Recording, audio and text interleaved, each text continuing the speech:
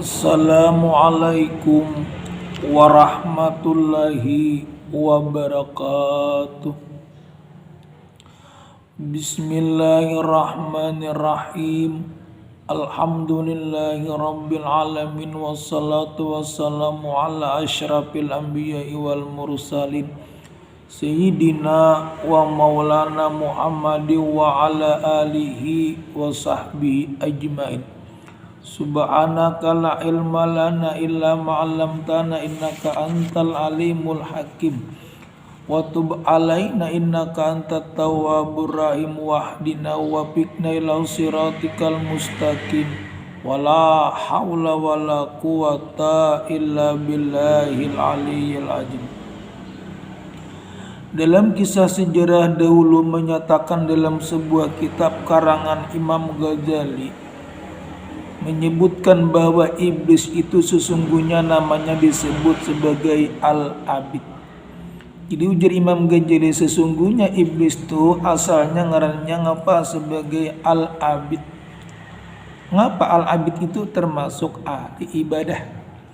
Bahasa kita tuh iblis itu disebut dulu pak ibadah, rajin beribadah. Dalam sebuah kitab karangan Imam Ghazali menyebutkan bahwa iblis itu sesungguhnya namanya Al-Abid. Mengapa Al-Abid bahasa Arab bahasa kita disebut orang ngarannya ahli ibadah. Di iblis itu bahwasanya beribadah itu rajin. Pada langit yang pertama, pada langit yang kedua disebut Al-Jahid. Jadi iblis itu yang pertama dan langit yang kedua, langit yang pertama, langit yang kedua disebut orang disebut ngarannya Al-Jahid. Pada langit yang ketiga nama iblis ngapa disebut Al-Arif. Pada langit yang keempat nama iblis adalah Al-Wali. Pada langit yang kelima namanya disebut At-Taqi. Pada langit yang keenam namanya iblis disebut Al-Kajin. Pada langit yang ketujuh nama iblis disebut Ajajil. Dan dalam Lauhul Mahfuz namanya iblis ialah disebut ngarannya iblis. Dalam Lauhul Mahfuz bertulisan iblis. Jadi pada langit yang pertama iblis disebut, pada langit yang pertama ngaran iblis adalah, atau langit yang kedua ngarannya disebut Al-Jahid. Pada langit yang kedua nang langit yang pertama, langit yang kedua disebut ngaran iblis Al-Jahid. Pada langit yang ketiga nama iblis disebut Al-Arif. Pada langit yang keempat nama iblis adalah Al-Wali. Pada langit yang kelima nama iblis disebut At-Taqi. Pada langit yang keenam nama iblis disebut Al-Kajid. Pada langit yang ketujuh namanya disebut Ajajil. Dan dalam Lauhul Mahfuz namanya ialah disebut ngarannya iblis. Bertulisan di Lauhul Mahfuz ngarannya disebut ngaran iblis. Jadi mudah-mudahan kita di Lauhul Mahfuz diberikan Allah, diberi petunjuk Allah orang nang bagus-bagus, amin ya rabbal alamin. Dia ngaran iblis lupa akibat urusannya, maka Allah subhanahu wa ta'ala telah memerintahkan sujud kepada Adam. Lalu iblis berkata, ujar Allah, wahai iblis, sujud kepada Nabi Adam. Jakanya mau sujud bagus, ini ngapa kada mau? Dia iblis lupa akibat urusannya, maka Allah subhanahu wa ta'ala telah memerintahkan sujud kepada Nabi Adam. Lalu iblis berkata, ujar Allah dulu, wahai iblis, kamu sujud lawan Adam, nah ini suruhan perintahku. Lalu iblis berkata, ujar iblis, apakah engkau mengutamakan dia Adam daripada aku, sedangkan aku lebih baik daripadanya? Engkau jadikan aku daripada api dan engkau jadikan Adam daripada tanah. Kemudian Allah berfirman, ujar Allah, yang dimaksud aku membuat apa yang aku kehendaki. Ujar Allah, aku menghendaki ngapa jeneng ku kehendaki kewajiban bagi hamba-hamba Allah untuk mentaatinya. Aku, ujar Allah, membuat apa yang aku kehendaki. Oleh karena iblis menganggap dirinya penuh dengan keagungan, maka dia tidak mau sujud kepada Adam alaihissalam karena kesombongan dan keangkuhannya iblis.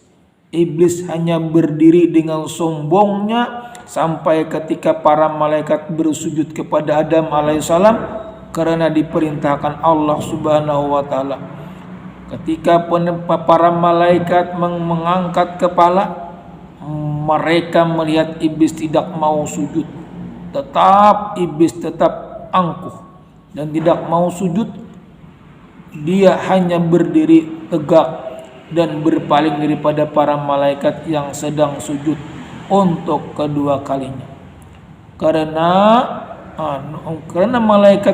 malaikat bersujud kedua kalinya karena bersyukur. Dia iblis tidak ingin ikut mereka dan tidak pula merasa menyesal atas keanggenannya atasnya kada ketujuh daripada sujud. Allah subhanahu wa ta'ala kemudian merubah muka iblis pada asalnya yang semula sangat indah. Asalnya semula sangat indah dan bagus, berupa menjadi seperti babi hutan. Allah subhanahu wa ta'ala membentuk kepalanya seperti kepala unta, dadanya seperti daging yang menonjol di atas punggung. Bagian yang ada antara dada dan kepala seperti wajah kerak. Kedua matanya terbelah hingga sepanjang permukaan wajahnya. Lubang hidungnya lebar agak mendongak ke atas. Kedua bibirnya seperti bibir sapi. Taringnya keluar seperti taring babi hutan. Dan janggutnya terdapat sebanyak 7 helai. 7 helai daripada janggut iblis. Kemudian Allah mengusir iblis dari surga, bahkan dari langit, daripada bumi, dan daripada beberapa ajijah. Dia tidak akan masuk ke dunia melainkan dengan cara sembunyi-sembunyi. Allah subhanahu wa ta'ala melaknatnya hingga hari kiamat. Oleh karena itu dia menjadi kafir, walaupun iblis itu pada sebelumnya sangat indah dan bungas rupanya, mempunyai sayap empat banyak daripada ilmu. Iblis mempunyai sayap 4, dan lagi iblis itu banyak ilmu, banyak ibadah, serta menjadi kebanggaan para malaikat dan pemukanya. Dia juga pemimpin para malaikat, karubian, dan banyak lagi. Tetapi semua itu tidak menjadi jaminan sama sekali baginya. Ketika Allah subhanahu wa ta'ala memberi ganjaran atas kesombongan iblis, maka menangislah para malaikat Jibril alaihissalam dan malaikat Mikail. Kemudian Allah subhanahu wa ta'ala berfirman yang dimaksudnya, apakah yang membuat kamu menangis wahai malaikat Jibril dan Mikail? Ya Allah, kami sangat takut dengan murkamu.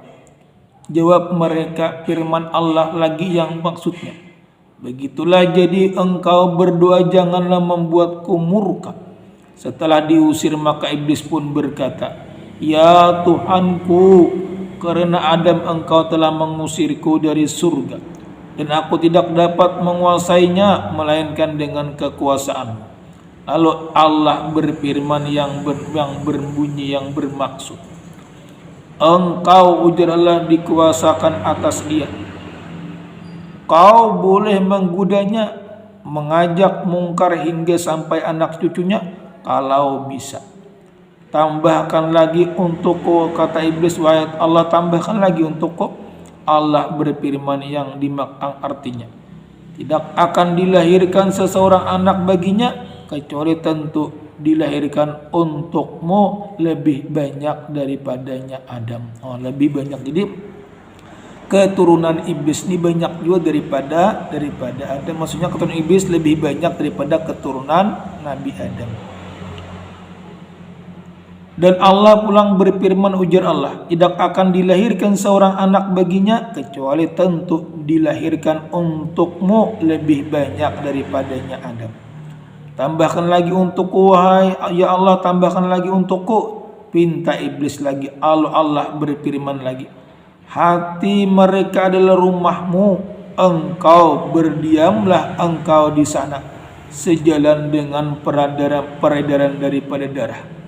Tambahkan lagi ya Allah untukku, kata iblis lagi. Maka Allah berfirman lagi, yang dimaksud dan dikerahkanlah terhadap mereka pasukan-pasukan berkuda dan pasukan-pasukan berjalan kaki. Artinya, mintalah tolong kepada pembantu-pembantumu untuk menghadapi mereka, baik yang naik kuda maupun yang berjalan kaki.